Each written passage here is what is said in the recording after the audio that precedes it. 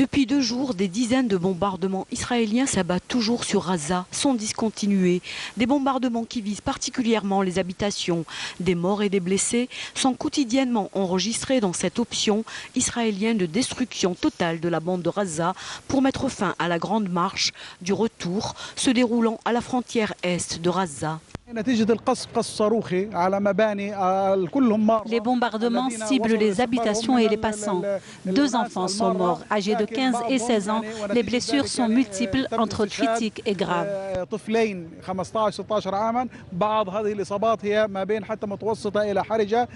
Les bombardements israéliens ont notamment visé une mosquée et une aire de jeu d'enfants. Ces derniers, atteints par les éclats des obus israéliens, sont morts en nombre. La tristesse chez les Palestiniens n'en est que plus forte.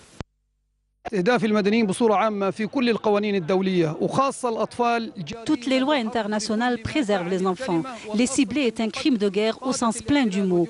Les responsables et les soldats de la colonisation qui pratiquent le génocide sur nos enfants et nos civils doivent être présentés devant les tribunaux internationaux. L'occupant israélien tente de justifier ses offensives sur le peuple palestinien en arguant de lancement par ces derniers de projectiles en papier à l'origine d'incendies sur les colonies israéliennes voisines, ce qui a obligé les factions palestiniennes à répondre à l'offensive israélienne.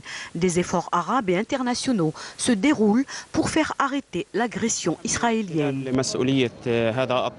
Nous portons la responsabilité de cette escalade à l'occupant qui doit en subir les conséquences. La résistance palestinienne ne sera pas détruite ni ne se pliera. Le peuple palestinien ne pliera jamais.